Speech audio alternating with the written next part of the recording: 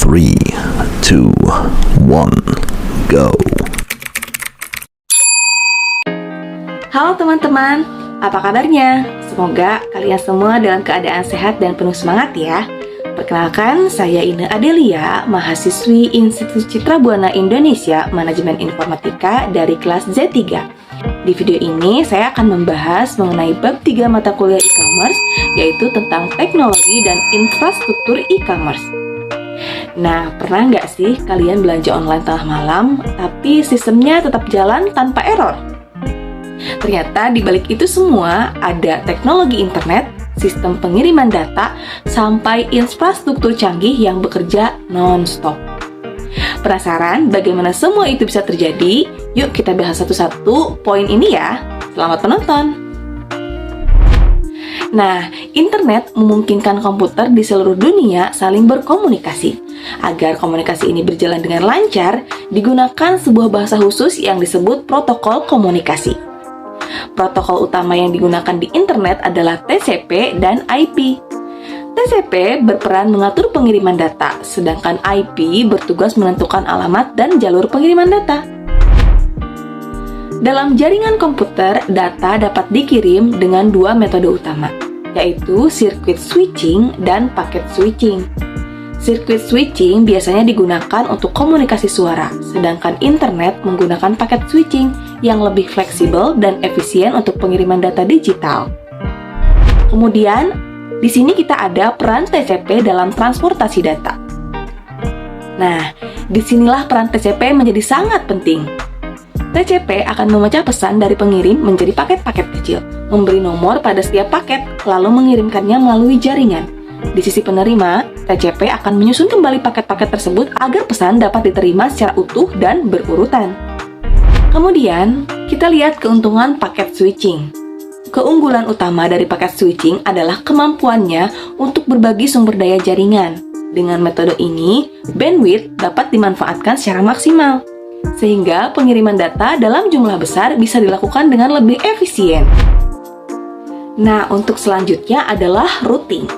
Routing adalah proses penentuan jalur yang akan dilewati paket data dari pengirim ke penerima. Nah, tugas ini dilakukan oleh IP.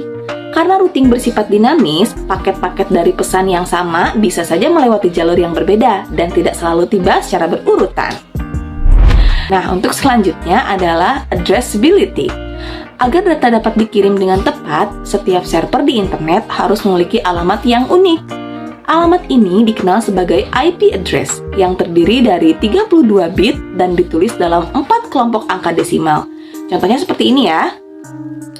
128.192.73.60. Untuk selanjutnya ada DNS dan inter-NIC.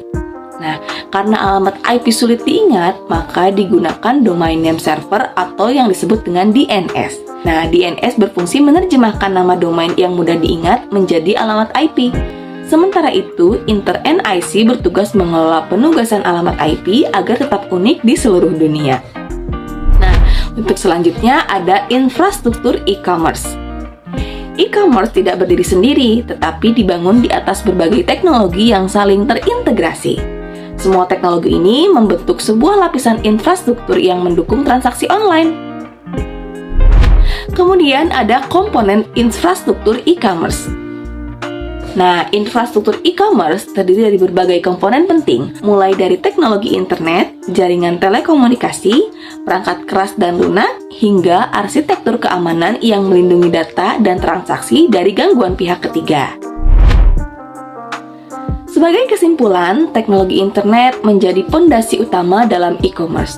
Dengan dukungan TCP dan IP dan infrastruktur yang terintegrasi, transaksi online dapat berjalan dengan cepat, efisien, dan aman. Baiklah teman-teman, itulah pembahasan mengenai teknologi dan infrastruktur e-commerce. Dari penjelasan tadi, kita bisa tahu bahwa e-commerce bukan hanya soal jual beli online, tetapi juga didukung oleh teknologi internet, sistem routing, addressability, serta infrastruktur yang kuat agar semua proses berjalan aman dan lancar. Semoga penjelasan ini bisa membantu kalian memahami materi bab 3 ya, dengan lebih mudah dan menyenangkan. Terima kasih banyak sudah menonton video ini. Jika masih ada pertanyaan, jangan ragu untuk berdiskusi ya. Sampai jumpa di video berikutnya. Bye!